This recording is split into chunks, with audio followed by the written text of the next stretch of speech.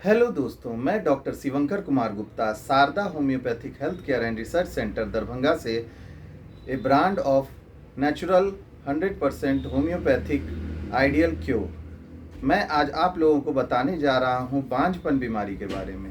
बांझपन एक ऐसी बीमारी जिसमें शादी के बाद लोगों को इशू होने में दिक्कत होती है। इसके कारणों की बात करें तो कभी कभी हार्मोनल इम्बैलेंस होता है। मेल पार्टनर फीमेल पार्टनर दोनों तरफ से हार्मोनल इम्बैलेंस होने की वजह से बच्चे नहीं होते रहते हैं। कभी कभी ऐसा होता है जो सिर्फ एक ही तरफ से मेल पार्टनर की तरफ से कमियां होती हैं। कभी ऐसा देखा गया है जो फीमेल पार्टनर्स में भी कमियां होती है। मेल पार्टनर और फीमेल पार्टनर का सबका अपना अपना रोल होता है, क्योंकि एक हाथ से कभी ताली नहीं बजाई जा सकती है।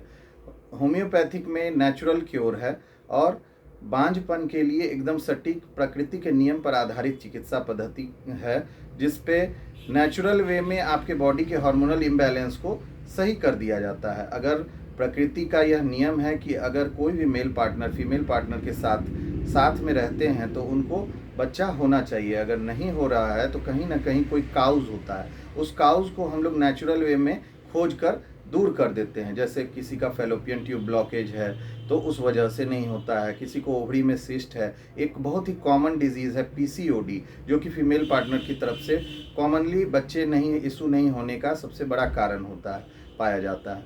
इसके अलावा हार्मोनल इम्बैलेंस की वजह से मेंस का इरेगुलर टाइमिंग, मेनोरहेजिया, मेट्रोरहेजिया वगैरह, ल्यूकोरिया, डिस्मेनोरिया, पेनफुल मेंस जिसमें बहुत ही ज़्यादा महीना में दर्द होता है, ये सारा चीज़ फीमेल पार्टनर की तरफ से अगर इतनी सारी बीमारियां हों तो उसका कुछ फैक्टर है जिसका हार्मोन पर दुष्प्रभाव पड़ता है और उस वजह से फीमेल पार्टनर की तरफ से कंसीव होने में दिक्कत होती रहती है। अब बात करते हैं मेल पार्टनर की। मेल पार्टनर में सबसे बड़ा काउज होता है स्पर्म काउंट की कमी।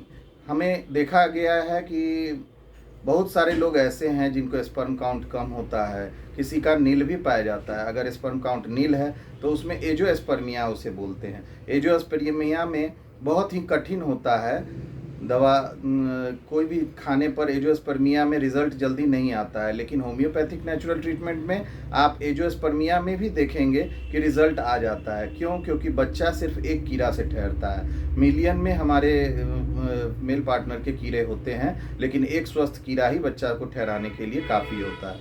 इसलिए होम्योपैथिक की दवाइयों द्वारा अपने स्पर्म काउंट और मोटिलिटी रेट को बढ़ाएं और बढ़ाकर लक्षण के आधार पर चिकित्सा करवाकर आप दोनों पति पत्नी स्वस्थ हो लें और अपना रेगुलर चेकअप कराकर सारा चीज़ हार्मोनल इम्बैलेंस नेचुरल वे में ठीक करने के बाद बच्चा नेचुरल वे में ही ठहर जाता है। ऐसा होम्योपैथिक में बहुत सारा अनसक्सेसफुल केस, जो कि सारे पद्धतियों से थका हुआ केस हो, वो होम्योपैथिक में सक्सेस हुआ है और भविष्य में भी आगे होता रहेगा। इसलिए अगर दवा की बात करें तो दवा होम्योपैथिक में बहुत ही सटीक इलाज है बांझपन का। अगर किसी को बच्चा नहीं हो रहा है तो इनफर्टिलिटी की केस भी आती है, और बच्चा नहीं हो रहा है तो बांझपन में फीमेल की बांझ होने का भी केस आता है। तो दवाइयों की बात करें तो सबसे अच्छा दवा है चाइना मदर टिंचर।